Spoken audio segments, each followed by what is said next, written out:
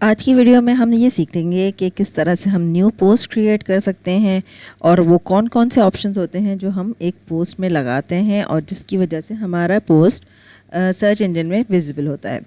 तो स्टूडेंट्स, सबसे पहले आप यहाँ पे जाएंगे और यहाँ पे देखेंगे कि न्यू पोस्ट के ऊपर बटन है। न्यू पोस्ट पे आप क्लिक करेंगे। न्यू पोस्ट पर क्लिक करने के बाद आप यहाँ पर कुछ ऑप्शंस देख रहे हैं। ये जो टूल बार आप देख रहे हैं ये बहुत ही काम का टूल बार है। इससे आप अपने टेक्स्ट को, अपने ब्लॉग को कस्टमाइज़ करते हैं और अच्छी तरीके से लिखा जा सकता है। अच्छा, यहाँ पे मैं एक टॉपिक पे लिख रही हूँ। टेक्नोलॉजी का टॉपिक मैंने सिलेक्ट किया अपने ब्लॉग पे लिखने के लिए और इस टॉपिक को लिखकर सिर्फ एक सैम्पल के तौर पे आपको शो कर रही हूँ कि ये टेक्नोलॉजी का ब्लॉग है और मैंने कुछ डॉक्यूमेंट बना के रखा हुआ है कि जिसके अंदर मैं कुछ टेक्नोलॉजी के बारे में इंफॉर्मेशन लिखूँ। तो यहाँ पे मैंने इसको कॉपी कर लेती हूँ इस टेम्पलेट से, अपने वर्ड डॉक्यूमेंट से कॉपी किया मैंने। कंट्रोल-C से भी आप कॉपी कर सकते हैं और यहाँ जाकर आप इसे पेस्ट एज प्लेन टेक्स्ट कर दीजिए या पेस्ट कर दीजिए।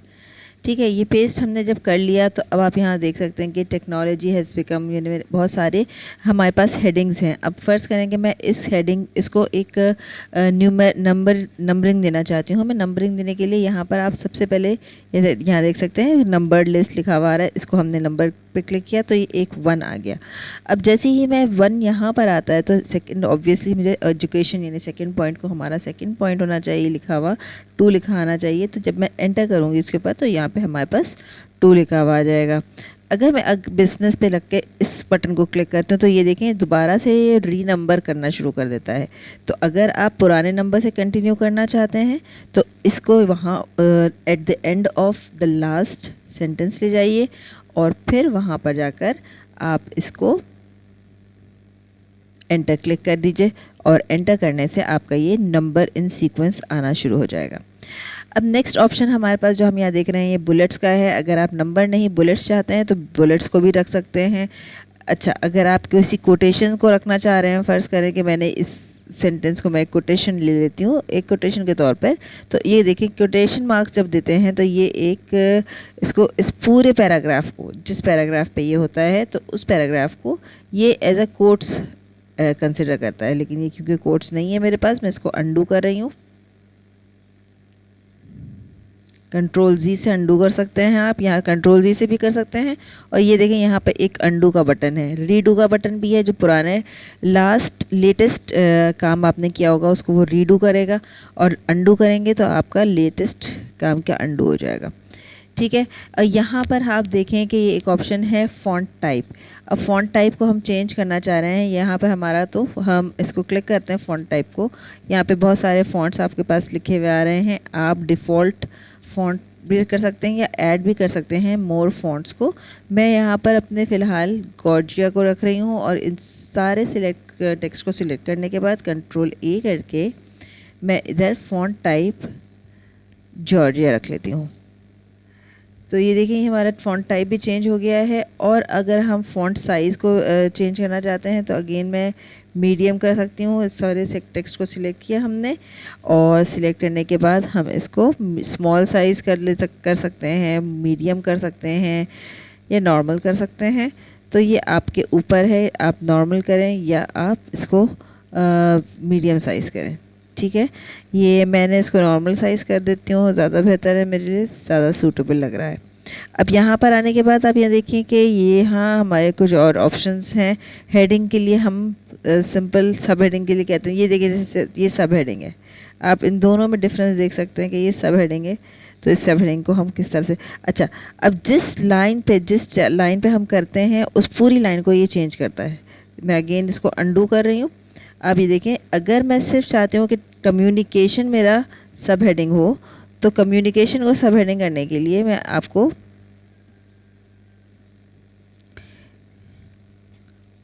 इस नंबर को मैं बंद कर दूंगी। यहाँ पे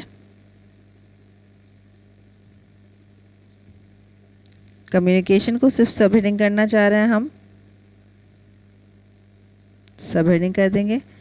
और यहाँ टेक्नोलॉजी इसका पार्ट है, टेक्नोलॉजी इसका पार्ट है तो इसको इस तरह से कर देंगे हम।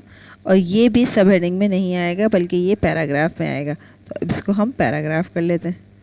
तो आप इसको सिलेक्ट करके पैराग्राफ कर सकते हैं। और यहाँ से देखें ये दोबारा से इसने पुरानी नंबरिंग को डिसकंटिन्यू करने के बाद यहाँ ले लिया है। तो ये बोल्ड, ये पूरा टेक्स्ट आपका बोल्ड हो रहा है, आप इसको बोल्ड नहीं करना चाहते चेक कर दीजिए। इसको इटैलिक्स में करना चाहते हैं इटैलिक्स हो जाएगा। अंडरलाइन, अगर इस हेडिंग को हम अंडरलाइन करना चाहते हैं इसको अंडरलाइन कर देते हैं और इसको हम अंडरलाइन कर लेते हैं डीसिलेक्ट करके और इसको इटैलिक्स भी ख़त्म कर देते हैं। तो ये देखें ये सारी चीज़ें इस तरह से आप कर सकते हैं। अब एक टेक्स्ट के एक टी को खाली कैपिटलाइज करने के बाद आप इसके साइज़ को भी लार्जेस्ट कर सकते हैं। जैसे आपने इसके टी को टेक्नोलॉजी के टी को हमने कैपिटलाइज कर दिया, मज़ीद एक्सपेंड नहीं किया जा सकता। अच्छा, किसी टेक्स्ट को आपको ऐसी रिवोल्यूशनाइज को स्ट्राइक करके दिखाना तो स्ट्राइक कर सकते हैं, या आप कलर्स का चेंज करना चाहते हैं तो स्पेशल कलर कोई देना चाहते हैं स्पेशल कलर दे सकते हैं। और रिवोल्यूशनाइज को अगर आप अंडरलाइन हाईलाइट करना चाहते हैं आपने किसी टेक्स्ट को तो आपने इसमें सिलेक्ट किया और इसको हमने हाईलाइट भी कर दिया। अच्छा, अब ये स्टूडेंट्स यहाँ पे देखेंगे यहाँ पे एक है एक एंकर बटन है, इसको एंकर बटन कहते हैं। हम इसको फर्ज करेंगे हम कोई पेज लिंक करना चाहते हैं अपनी इसी पोस्ट के साथ, और वो है अगर कम्युनिकेशन की कोई एक और पोस्ट मैंने बनाई है और मैं चाहती हूँ कि यहाँ पर जो भी कम्युनिकेशन के बारे में लिखा हुआ आ रहा है वो लिंक हो जाए मेरे इस पेज के साथ ना। तो यहाँ पर आप एंकर के बटन के साथ देखेंगे टेक्स्ट के ऊपर मैंने क्लिक किया कम्युनिकेशन, और कम्युनिकेशन का अगर कोई HTML कोई और पेज बना हुआ है तो आप उस पेज को ओपन करेंगे, उसका URL कॉपी करेंगे Ctrl+C करके। जैसे ये मेरे पास कम्युनिकेशन का पेज बना हुआ है, पोस्ट बनी हुई है, उस पोस्ट को मैंने कॉपी किया और Ctrl+V कर दिया, इसके लिंक कर दिया। अभी ये मैं सारी चीज़ों को अप्लाई करने के बाद आपको ज़रूर दिखाऊंगी कि किस तरह से इसका डिस्प्ले होगा। आप इसके अलावा यहाँ पर इमोजीज़ भी इंसर्ट कर सकते हैं। जैसे यहाँ इमोजी है, इस इमोजी में से कोई सा भी आप इंसर्ट कर लें तो आप कर सकते हैं। यहाँ पे इमोजीज़ को इंसर्ट कर दिया हमने, इसको इटैलिक और अंडरलाइन था सब कुछ ख़त्म कर दिया हमने इमोजी को भी। और आप ये देख लें कि इस तरह से हम इमोजीज़ को इंसर्ट करते हैं। अभी मैं फ़िलहाल इसको सिर्फ प्रीव्यू करके दिखाती हूँ कि किस तरह से आपका लुक आएगा पोस्ट का। अभी हमने इमेजेस और वीडियोस अपलोड नहीं की हैं, इस बात का ध्यान रखिएगा। यहाँ पे देखें ये कम्युनिकेशन हमने दिया इसको, क्योंकि मैंने कोर्स दिया था तो ये देखें यहाँ पे इसने कोर्स दिया है। अभी देखें ये प्रीव्यू मोड है, प्रीव्यू मोड के अंदर हमारा ये लिंक वर्किंग में नहीं आएगा। तो अगर आप चाहते हैं कि इसके वर्किंग में आए तो आपको पहले इसको पब्लिश करना पड़ेगा, और पब्लिश करने के बाद आपको इसके अलग से इसको देखना पड़ेगा कि किस तरह से ये व्यू आ रहा है। अब व्यू करने के लिए आपके पास ये देखें डैशबोर्ड के ऊपर टेक्नोलॉजी भी आ गया, कम्युनिकेशन भी आ गया। यहाँ टेक्नोलॉजी को मैं क्लिक करती हूँ,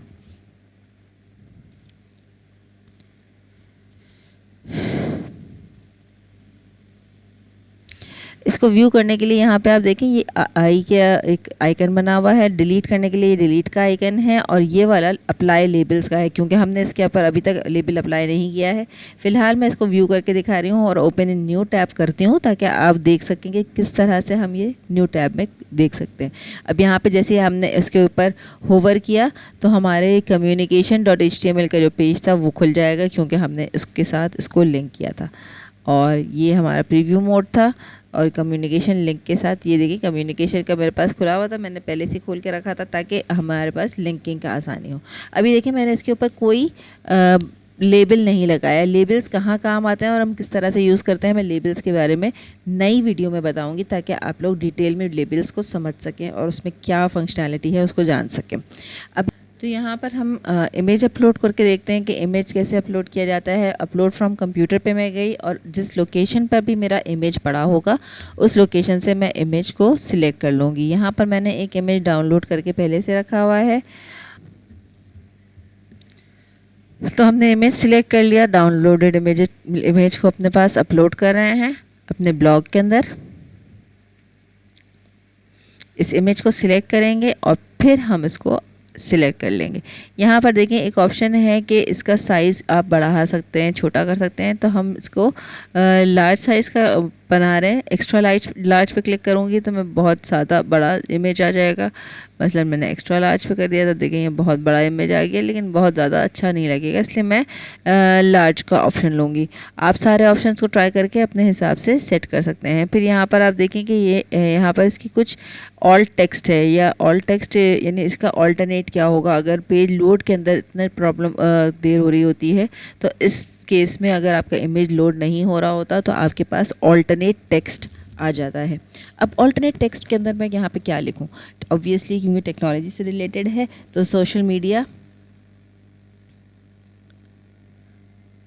लिख सकते हैं हम, इसका कुछ भी ऑल्टरनेट टेक्स्ट लिख सकते हैं, और यहाँ पे टेक्नोलॉजी फॉर सोशल मीडिया लिख देते हैं हम, ताकि हमारे पास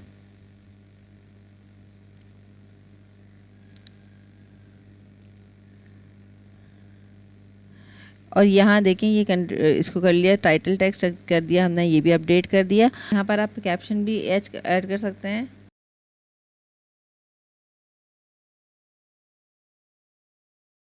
अब यहाँ पे देखें स्टूडेंट्स, आपके पास यहाँ पे एक सर्च डिस्क्रिप्शन का कॉम्बो ड्रॉप डाउन भी आ रहा है। ये इस तरह का राइट साइड पे आपके साइड बार है जिसके अंदर सर्च डिस्क्रिप्शन का आ रहा है। अगर आपके पास ये सर्च डिस्क्रिप्शन नहीं आ रहा तो इसका मतलब आपने सेटिंग्स के अंदर अपने सर्च डिस्क्रिप्शन को ऑन नहीं किया है। आप सेटिंग्स के अंदर जाके इसको सर्च डिस्क्रिप्शन को ऑन कर सकते हैं। इस सेटिंग्स को हम पहले भी बता चुके हैं अपने वीडियो में। अगर आपको समझ में नहीं आ रहा है इस चीज़ के बारे में तो आप अपने कमेंट्स में ज़रूर शो करिए कि हमें ये वाला पॉइंट समझ में नहीं आया। खैर, अब हम आगे बढ़ते हैं। यहाँ पर देखेंगे एक पैराग्राफ इंडेंटेशन का आ रहा है। इसको हम इस पर क्लिक करने के बाद जब हम राइट पे इस पर क्लिक करते हैं तो देखें ज़रा सा ये अलाइन टुवर्ड्स एक इंडेंटेशन यानी एक गैप इसने यहाँ पर दे दिया। अगेन मैं इसको क्लिक करती हूँ तो फिर ये और यहाँ पर गैप इंसर्ट कर देता है। अगर आप इसको अगेन मैं अंडू कर रही हूँ, इस चीज़ को अंडू करने के बाद हम यहाँ पर आ जाते हैं। अच्छा, अब यहाँ पर कम्युनिकेशन के बाद आप यहाँ पे चाहते हैं कि हम सेंटर में कर लें अपने पूरे टेक्स्ट को। ये लेफ़्ट अलाइन है, अगर हम सेंटर अलाइन करना चाहते हैं तो हमारा पूरा टेक्स्ट सेंटर अलाइन हो जाएगा। राइट अलाइन करना चाहते हैं राइट अलाइन, और जस्टिफाई के अंदर हमारा पूरा टेक्स्ट इवनली डिस्ट्रीब्यूट हो जाएगा आपके पूरी 3 लाइनों में बहुत तरीके के साथ। ठीक है, तो हमने यहाँ पे इसको लेफ़्ट अलाइन ही कर लिया और बस हमारा लेफ़्ट अलाइनमेंट में आ गया है। सर्च डिस्क्रिप्शन में आप यहाँ पे देख सकते हैं कि यहाँ पे छोटा सा सर्च डिस्क्रिप्शन भी ऐड किया जा सकता है, और वो भी आपके टेक्नोलॉजी से आपके पोस्ट से रिलेटेड हो, ताकि आपका पोस्ट अप रैंक कर सके इन गूगल सर्च इंजन।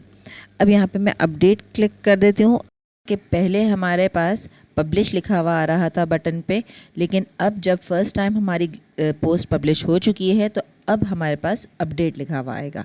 तो इस बात का ख्याल रखिएगा कि अपडेट का मतलब है आपकी पोस्ट अपडेट हो रही है। अगर आप कंप्यूटर पे से कोई वीडियो अपलोड करना चाहते हैं तो आप वहाँ पर इमेज आइकन को क्लिक करेंगे और वीडियो इमेज कोई भी अपना कंप्यूटर सिलेक्ट करके अपनी वीडियो अपलोड कर सकते हैं। लेकिन अगर आपके पास कोई वीडियो ऐसी है जो आपने यूट्यूब पे अपलोड की हुई है और आप यूट्यूब से अपलोड करना चाहते हैं तो आप यूट्यूब से उसका URL भी दे सकते हैं। जैसे आपने यहाँ पे देखा कि यूट्यूब का आइकन बना हुआ है और यहाँ पर आप कोई भी वीडियो अपनी अपलोड हुई हुई उसको अपने पास पोस्ट कर सकते हैं। मैंने अपनी एक पुरानी वीडियो अपलोड की और आपको अपलोड करके दिखा रही हूँ एज अ डेमो। तो नाउ स्टूडेंट्स, अगर आपके पास अब हमने सारी चीज़ें तैयार कर ली हैं, अगर आप व्यू करना चाहते हैं अपनी पोस्ट को तो आप दोबारा से अपने डैशबोर्ड पर जाएंगे। डैशबोर्ड पर जाने के बाद आप यहाँ पर वो तमाम पोस्ट की लिस्ट देख सकते हैं कि जो आपके पास की हुई हैं, आपने पोस्ट बनाई हैं। अब यहाँ पर आप देखिए कितनी सारी यहाँ पर आइकन्स हैं। ये 4 आइकन कौन कौन से हैं जल्दी से बता देते हैं।